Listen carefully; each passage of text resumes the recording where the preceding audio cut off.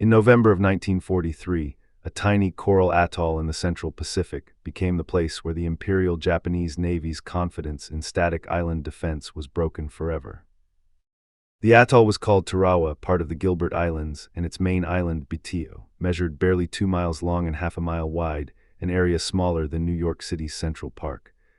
On this narrow strip of sand and coral, the Japanese had spent nearly a year constructing what their commander believed to be an unconquerable fortress.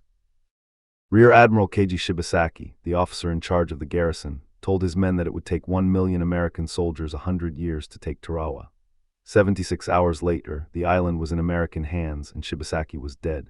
To understand why Japanese officers who survived the Pacific War spoke of the 2nd Marine Division with a particular specific dread, it is necessary to understand exactly what happened on that beach and why it happened the way it did. By late 1943, the war in the Pacific had reached a turning point. The United States had won at Midway in June of 1942 and had ground through a 6-month campaign on Guadalcanal that ended in February of 1943. The 2nd Marine Division had fought at Guadalcanal alongside the 1st Marine Division, and although its initial landings there had been largely unopposed, the months of jungle fighting, disease, and attrition that followed had hardened the division into a seasoned fighting force. After Guadalcanal, the division was withdrawn to New Zealand to rest, replace its losses, and recover from the malaria and other illnesses that had worn its men down. On 20 July 1943, the Joint Chiefs of Staff directed Admiral Chester W. Nimitz to prepare an offensive into the Gilbert Islands, and that August, Admiral Raymond A. Spruance traveled to New Zealand to meet with the division's new commander, Major General Julian C. Smith, to plan the assault. The operation was given the codename Galvanic, and its objective was Tarawa. The strategic logic behind the operation was straightforward. The Gilbert Islands sat astride the sea lanes connecting Hawaii to the South Pacific and formed a stepping stone toward the Marshall Islands and eventually the Marianas, from which American bombers could later strike the Japanese home islands. Tarawa's Batio Island held an airstrip and a deepwater lagoon, both of great value to whichever side controlled them. For the Japanese, holding Tarawa meant denying the United States a forward base and buying time for the Imperial Japanese Navy to concentrate its fleet for a decisive battle elsewhere. For the Americans, capturing it meant proving, for the first time, that a heavily fortified Japanese-held atoll could be taken by direct amphibious assault rather than bypassed. That proof would come at a terrible cost, in large part because nothing like it had ever been attempted against defenses of this density. Batio had been transformed, over months of Japanese labor, into what troops later called an unsinkable battleship.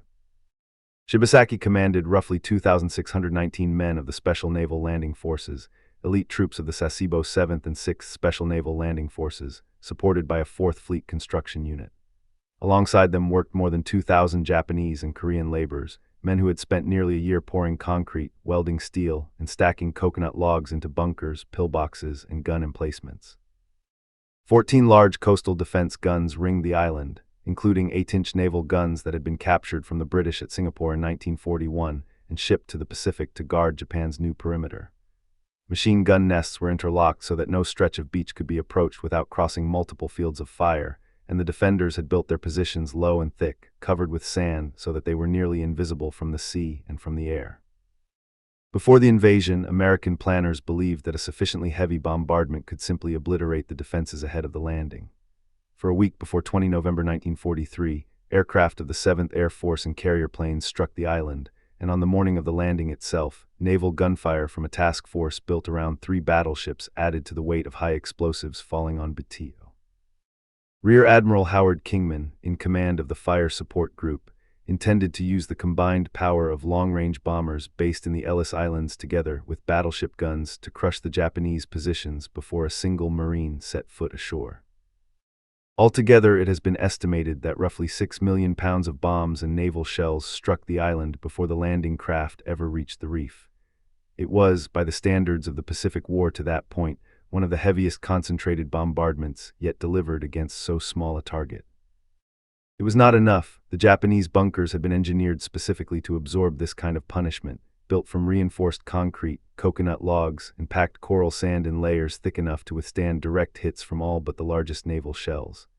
Many of the defenders survived the bombardment inside these shelters essentially unharmed, waiting in the silence after each barrage for the boats to appear. Compounding the problem, a lull in the naval gunfire, ordered to allow carrier aircraft to strike the beaches, arrived late, and Shibasaki used the unexpected pause to move mobile weapons and reinforcements from the unattacked southern shore of the island to the northern beaches where the Americans were about to land. The bombardment that was meant to silence Tarawa's defenses instead delayed them only briefly, and gave the Japanese commander a window to reposition his forces exactly where they were needed most. Then came the tide, and with it, the single factor that turned the landing into a slaughter before a Marine had fired a shot. Bitio was ringed by a coral reef that extended several hundred yards out from the beach, and Navy planners had counted on a neap tide that would provide roughly 5 feet of water over that reef, enough for landing craft to pass. Instead, an unusually low or dodging tide, a phenomenon local Gilbertese islanders understood but American planners underestimated, left barely 3 feet of water, and in places even less, over the coral shelf on the morning of the landing. The first wave of Marines rode in aboard amphibious tractors, tracked vehicles known as LVTs, which could crawl directly over the reef using caterpillar treads rather than a propeller, and this initial wave reached the beach with comparatively fewer losses. But the LVTs available in sufficient numbers ran out after the first 3 waves, and the follow-on troops were carried in standard landing craft, boats that drew too much water to cross the reef. Those boats grounded on the coral hundreds of yards from shore, and the Marines aboard them had no choice but to climb out and wade toward the beach through chest-deep water, carrying rifles, ammunition, and radios above their heads, directly into the interlocking machine gun and artillery fire the Japanese had spent months preparing. Radios were flooded and rendered useless during this wade, cutting Marine commanders off from naval gunfire support and from each other at the exact moment coordination mattered most. Men fell in the water and did not get up. Others made it to a low seawall built of coconut logs near the beach and used it as the only cover available, pinned down by fire coming from bunkers only yards away. It was here that combat cameraman Norman Hatch, whose LVT had reached the beach with his equipment still dry, filmed footage that would later shock American audiences when it was released as the documentary with the Marines at Tarawa, among the first times the American public saw its own dead on a Pacific beach. For the better part of the first day, the outcome of the battle hung in real doubt. Marine units were fragmented, isolated in pockets along the beach, unable to communicate reliably with the ships offshore, and taking casualties at a rate that alarmed even officers who had fought at Guadalcanal. What broke the deadlock was not a single dramatic breakthrough, but the accumulation of small, brutal actions carried out by individual Marines and squads who adapted to the reality in front of them. Where the initial plan of overwhelming bombardment followed by a clean amphibious rush had failed, the Marines turned to methodical, close-range assault, teams working forward with rifles, grenades, satchel charges, and flamethrowers to reduce Japanese bunkers one at a time, often at a distance of only a few feet from the firing ports. Naval gunfire, once radio contact was reestablished, was called in with increasing precision to support these advances, and by the second day, tanks had been landed and began working alongside infantry to blast open positions that could not be taken by grenades alone. This close bunker-by-bunker fighting, sustained under constant fire and extreme heat, with fresh water in short supply and casualties mounting by the hour, is what came to define Tarawa in the memory of the men who survived it, and notably, in the memory of the Japanese officers who faced it and lived. Japanese military doctrine at this stage of the war held that a well-prepared beach defense, backed by fortified positions and interlocking fire, could inflict losses severe enough to make any amphibious assault politically and militarily unsustainable for the attacker. Shibasaki's boast about 1,000,000 men and 100 years was not simple bravado. It reflected a genuine belief, shared across the Japanese high command, that fortified island garrisons could hold indefinitely against direct assault. Tarawa tested that doctrine to its absolute limit and found that American Marines, even when landed under the worst possible tidal conditions, cut off from radio contact and taking fire from every direction, would not stop attacking. They would keep moving forward position by position until the defense collapsed from sheer attrition of its defenders rather than from any single decisive stroke. By the third day, 23 November 1943, organized Japanese resistance on Bitio had been destroyed. Of the roughly 4,800 Japanese troops and laborers on the island, only 17 Japanese soldiers were taken alive, along with a larger number of Korean laborers who had been forced into service and had no reason to fight to the death. Admiral Shibasaki himself was killed during the battle, reportedly in an American bombardment as he attempted to shift his command post.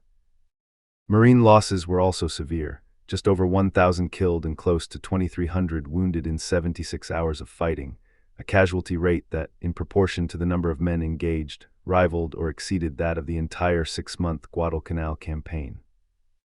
When photographs and film footage of American dead lying in the surf reached the United States, the public reaction was one of shock and grief, prompting angry letters and open questioning of whether such costly frontal assaults were necessary at all. It was this combination, the totality of the Japanese defeat and the demonstrated willingness of Marine units to absorb catastrophic losses without breaking, that produced the specific fear later described by Japanese officers who fought elsewhere in the Pacific. Garrison commanders on islands still to come, at Kwajalein, at Peleliu, at Iwo Jima, and at Okinawa, studied the lessons of Tarawa and adjusted their defensive doctrine accordingly, moving away from concentrated beach defense toward defense in depth, honeycombed cave systems, and tactics designed to draw out the fighting and maximize American casualties over time, rather than attempt to stop the landing at the water's edge. In effect, Tarawa taught the Imperial Japanese Army and Navy that no matter how thoroughly a beach was fortified, no matter how many guns were sighted or how deep the bunkers were dug, American Marines, and the 2nd Marine Division in particular, would keep coming until the position was destroyed. That realization, documented in post-war Japanese assessments of the Pacific Campaign, is the root of the specific dread later associated with the division's reputation among Japanese officers who had either faced it directly or studied its performance from a distance. The technical and doctrinal lessons drawn from Tarawa reshaped amphibious warfare for the remainder of the Pacific War and for decades afterward. The failure of the reef crossing led directly to a massive expansion in the production and use of tracked amphibious vehicles, so that by the time of subsequent Gilbert and Marshall Islands operations, and later at Iwo Jima and Okinawa, sufficient numbers of LVTs were available to carry entire assault waves across reefs without depending on conventional landing craft that could run aground far from shore.